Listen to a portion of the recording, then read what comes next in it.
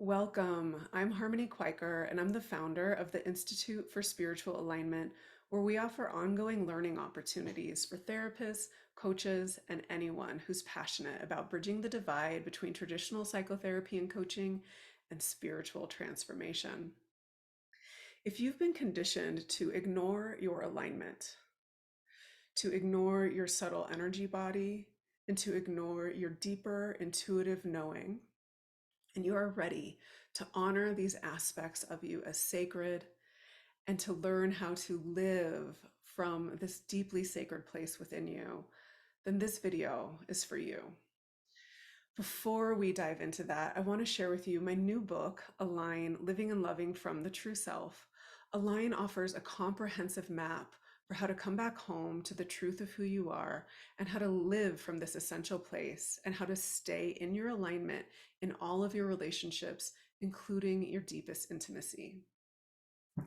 I also have these new self-guided alignment cards that I've just released.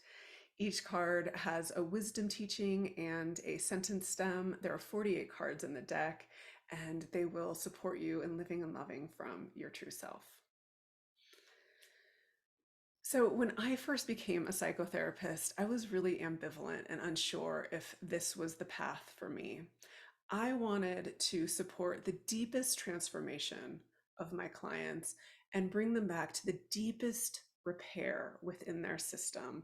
And I was unsure that a clinical space like psychotherapy and counseling was going to be the space for that. I thought that I would be limited by clinical psychology, even though I went on to study clinical psychology. I had been raised by a family of healers where there was so much beauty and growth in this transpersonal, spiritual, and really esoteric practices that I was raised with. And I wasn't sure how I could bring that transpersonal, that more transcendent experience into a clinical container in an office space, essentially. And so I've spent the better part of the past 16 or 17 years really learning how to bridge the divide, how to bring the transpersonal and the sacred into the clinical container, and actually how to learn how to create that clinical container in a way that is sacred and honor that container as sacred. What I've learned in my time as a psychotherapist and as a teacher of transpersonal counseling is that spiritual alignment is really a felt sense that happens in and through the body. And when we are in our spiritual alignment, it emerges naturally from a regulated, awake, aware state. It isn't something that we can contrive. It's not something that we can think our way into. And it is not something that relates to any dogma or religious framework that's out there. Spiritual alignment is a deeply intimate experience that really happens when we tend to our subtle energy and we listen to our deeper intuitive knowing and we honor our whole being as sacred.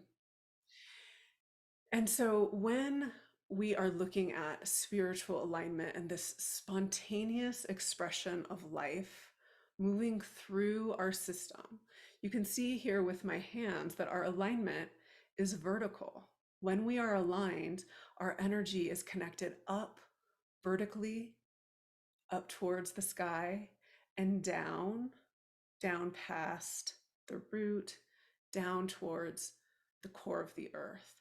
And so this alignment actually overlaps with what we call the vagus nerve. And right now in the field of psychology, polyvagal theory is getting a lot of attention. It was first created in 1994 by Dr.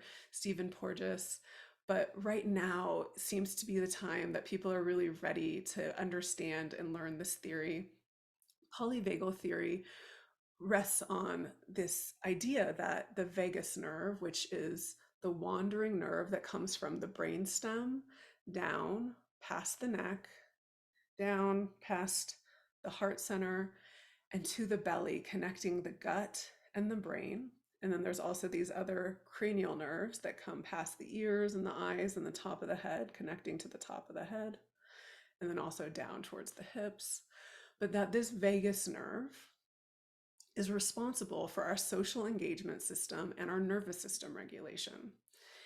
And what I have found in my work with clients is that when we are regulating the nervous system and really honoring the wisdom of the vagus nerve and co-regulating together, that the vagus nerve corresponds with the energy centers of the chakra system. And one thing that we do know about trauma and dysregulation and nervous system dysregulation is that when a person is dysregulated or in a trauma response, their higher consciousness and higher functioning of the brain shuts down and they go into fight, flight, freeze, or fawn. And so they're in pure survival and they lose access to their higher consciousness. And so when the vagus nerve contracts, the energy centers are blocked, higher consciousness is shut down, and a person is looking vertically this way to try to find safety, and they have moved away from their alignment, from the core of their being.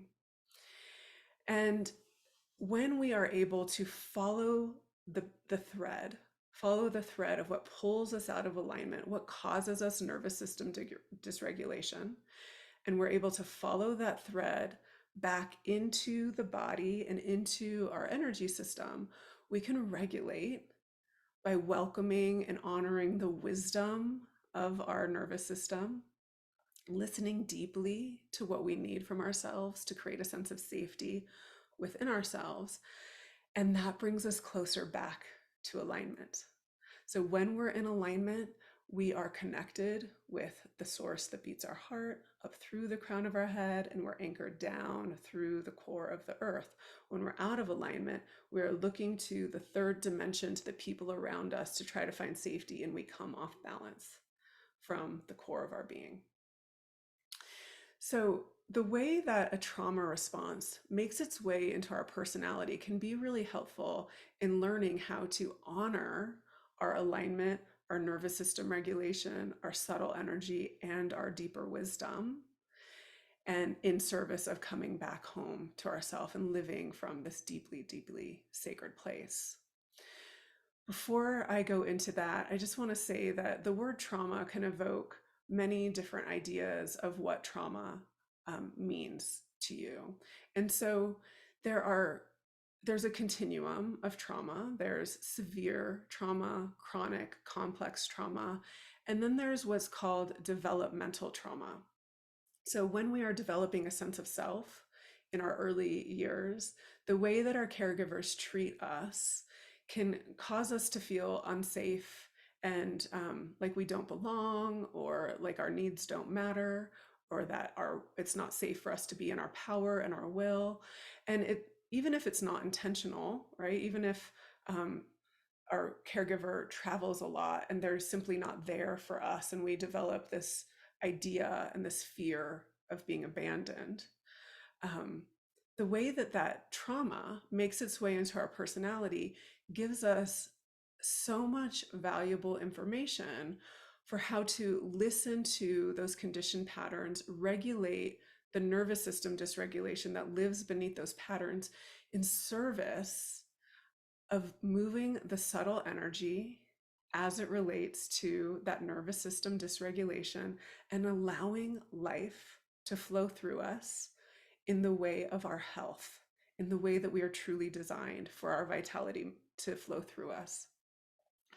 So you might have heard of the trauma response: fight, flight, freeze, and fawn.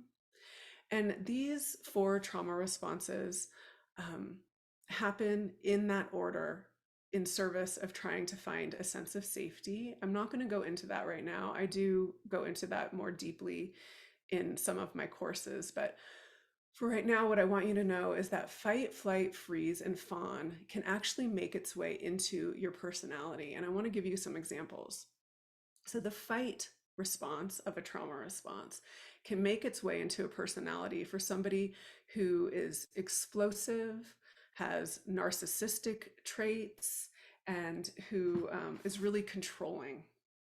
So those sort of personality behaviors, being controlling, explosive, narcissistic, which is self-referenced and thinking they're the most important, that is actually the fight response of trauma.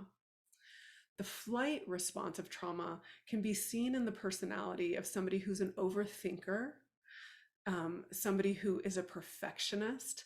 So if you think of that perfectionistic, overthinking personality trait, beneath that, there is a dysregulation in the nervous system, and the person is trying to regulate by being perfect in this third dimension. And as long as that keeps happening, that perfectionistic tendency of the personality is keeping them out of alignment from their true self. The freeze trauma response um, can make its way into the personality of somebody who's really indecisive, who has a lot of confusion. And then the fawn trauma response, which is really a person who is going to be okay with everything, who's very accommodating and pleasing, can make its way into the personality by being a people pleaser, codependent, a lack of boundaries. That's all part of the freeze trauma response. And so when you look at the way that the personality holds these patterns, you can see that the person, that all of us are trying to regulate our nervous system by engaging in these behaviors. Okay, if I please everybody else, I'll be safe. If I have no boundaries or no sense of identity, then I'll be safe. And so my safety comes from out here rather than from here, seated in my power in the core of who I am and honoring myself. And similar with narcissistic traits. If I control everybody else out there, if I defend and keep them out, then I'm safe, rather than regulating that fight response that's actually beneath that and making room for their experience and showing up for themselves and coming back and finding the core of their being. Okay, and so what I really want to remind you and encourage you is that spirituality, psychology, and nervous system regulation are all intertwined. And when we honor all of these aspects of us, we can really find our way back home to ourselves. So the more available that we become for our experience, the more we're able to regulate our nervous system, move our subtle energy, discover our deeper intuitive knowing, and remember our alignment. Remember to stay aligned to the core of our being. And when we have daily practices that remind us where we want to live from and set that intention daily, the more able we are to see how we come off balance when our mind starts looping in a thought, when we start doing those perfectionistic tendencies, when we come out of alignment with the truth of who we are. And then we can follow that thread back home to ourselves. And we can honor even that pattern as sacred and learn from it and tend to it with great care. And we can feel the emotions and the nervous system dysregulation beneath it. And we can keep making room and space within ourselves to allow our vitality to flow so that we can experience the beauty of our sacred alignment.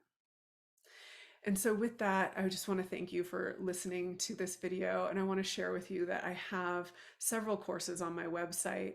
One course is called Living Your Alignment, and I go into way more depth about subtle energy, nervous system, regulation and trauma, and how to live in love from your true self. So I will post a link in the comments here. And if you have any questions, please offer them in the comments and I will try to make a video to support you. And blessings to you on your sacred journey.